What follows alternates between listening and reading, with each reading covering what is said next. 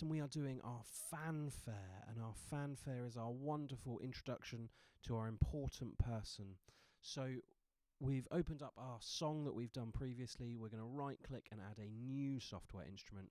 Of course, we want our lovely orchestral full brass sound, but this time we don't want it low, we want it nice and high. Now what I've done already, because I've been having a little play with this, is I've turned the volume down of my pedal note that we did at the beginning. So you can see here, I've taken my volume down, and I've actually turned it down really quite low, because otherwise it'll be too loud for me. And because there's already that really low sound down here, we don't want anything down that end. We want it all in the middle or up at the top. So you can see here, we've got our pattern region. We're not filling that in. We can ignore that because we're going to record it in using the pianos.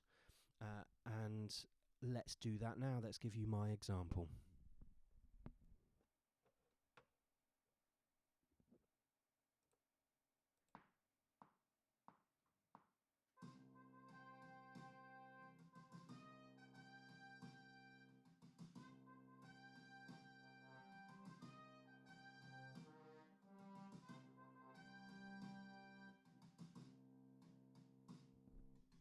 Now, actually, I went over my 4 bars, so I actually need to bring that back, and I lose that last little bit, which is a shame. I liked that, but I need to practice having my 4 bars, or maybe I could extend it to an 8-bar phrase to cover the whole thing.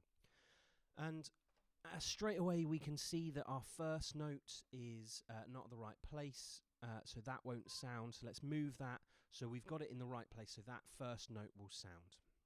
Now, I'm fairly happy with that, but there is a problem in my lower section because I use 2 hands to play this, and it's this red one here.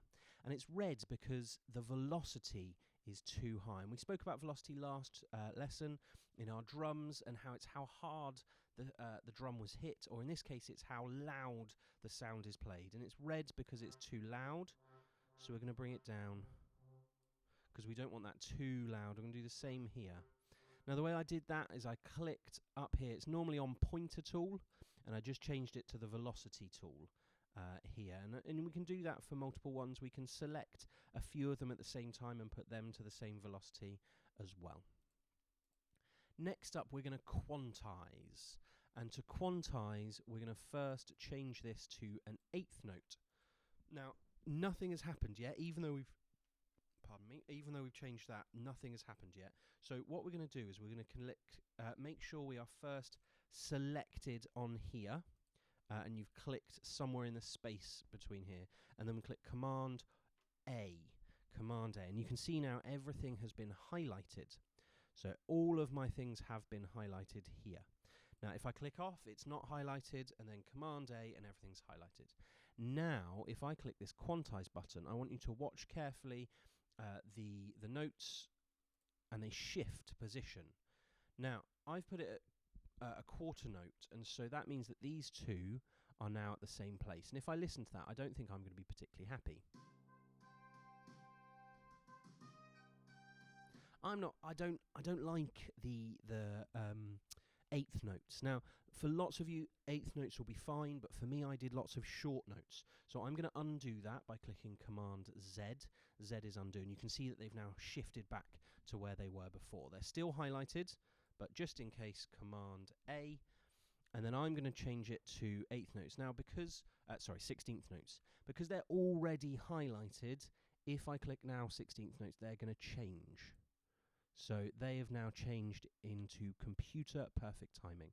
And as you can see, every single one of them starts exactly on that first, on a line. So it's nice and clear. Every single one starts on a line. So if we listen to that,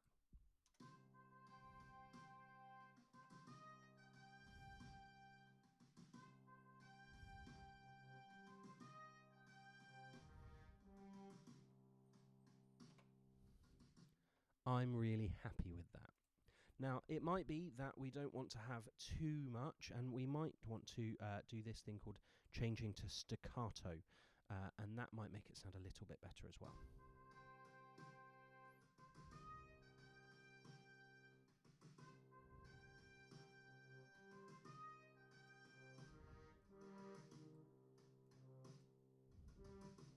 So I've just turned the velocity of those down at the end. I don't want them too loud.